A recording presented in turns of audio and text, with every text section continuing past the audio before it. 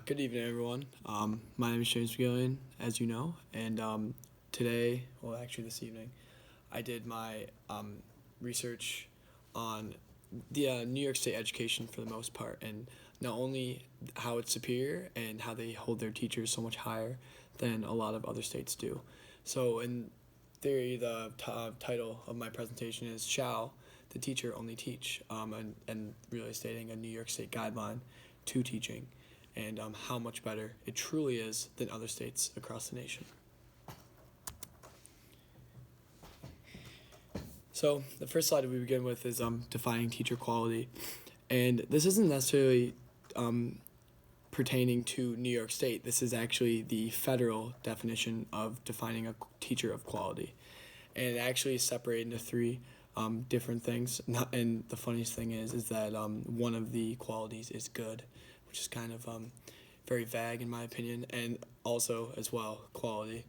And according to the New York State federal teaching assumptions, qualified, according to the federal government, is teachers are required nationally a bachelor's degree, state teaching certifications, and subject matter knowledge. Very vague, not really significant, but in my opinion, I think that's a very small amount of education is required to educate nationally. And we will go into comparison of why New York State does hold their teachers a lot higher than the federal government does. And going from that, New York State does hold higher standards for their educational standards. Since the country provides minuscule requirements, New York State makes education a priority, not only with giving students the best opportunities regarding teaching, etc. The teachers in general require a lot more stated in multiple instances. And in the next slide, I will show you how New York State holds education, how New York State holds educators both more accountable and allows them to educate to a fuller extent versus how the federal government typically holds them accountable for.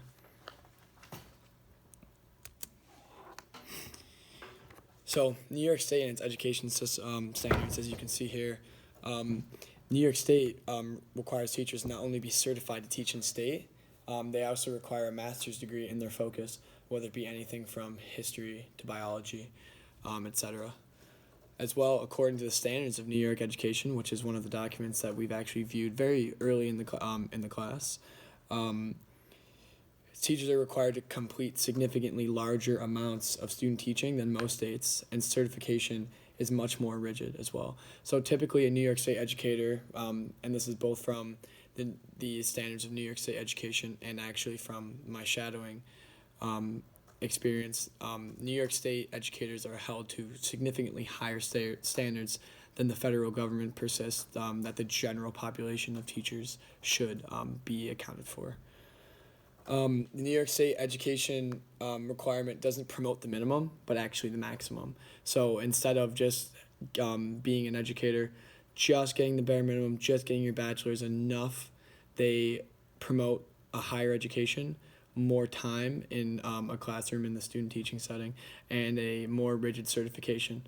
And actually, I do have a short story to tell pertaining to my student observing experience actually at my old high school, Lewis and Porter High School.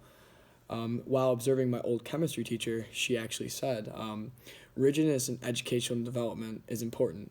If you can teach in New York State, you can teach anywhere. Furthermore, New York State holds educational standards significantly higher than the nation, and I'll describe some examples how education is significantly more intuitive than its predecessors.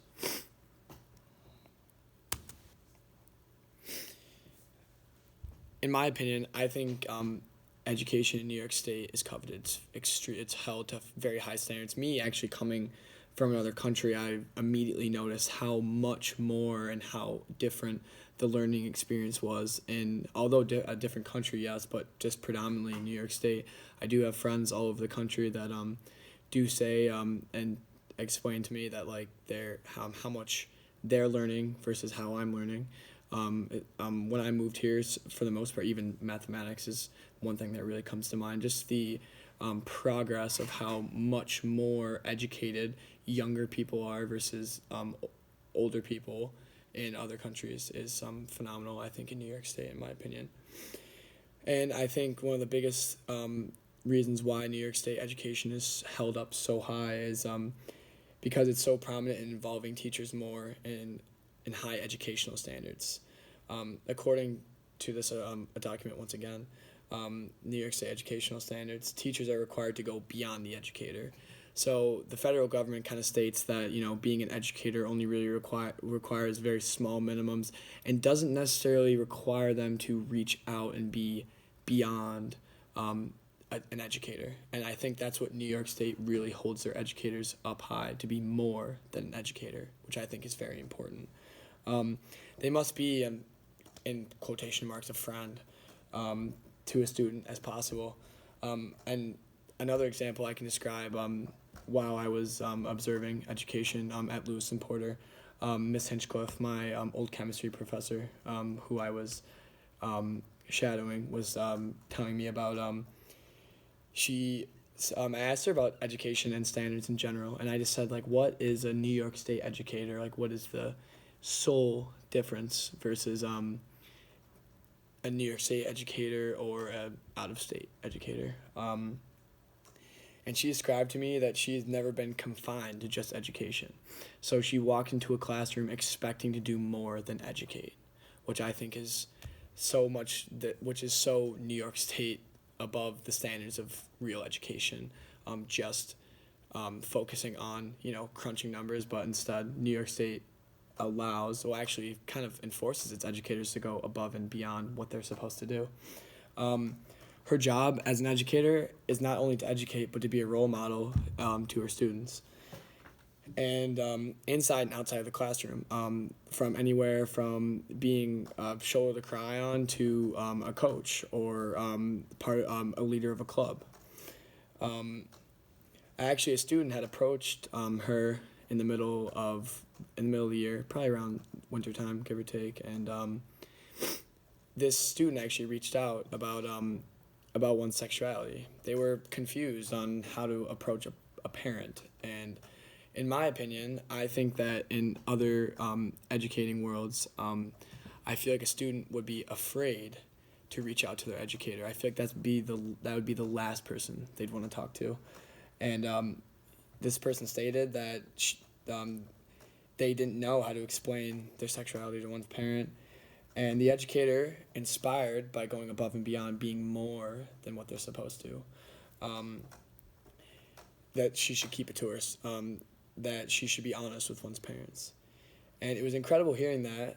I asked why she would do that, and she told me that it was my job to be more than an educator, to inspire my students day to day, be someone who they both admire and respect. And I think that's the best part about why New York State educators are held so much higher than a lot of other educators. They are not only expected to go above and beyond, but they want to go above and beyond.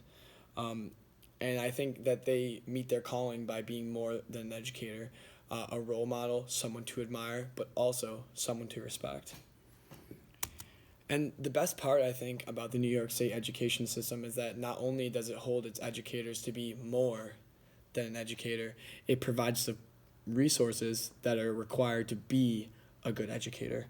And one of the biggest examples I think of is just the New York State budget. I think that this fully supports the claim as education is important in New York State. I'm not surprised that New York State emphasizes education so much because 30% of its budget, and this is according to the New York State budget, is devoted to education. If the budget for educational development is so high, you would expect educators to fully indulge in its benefits.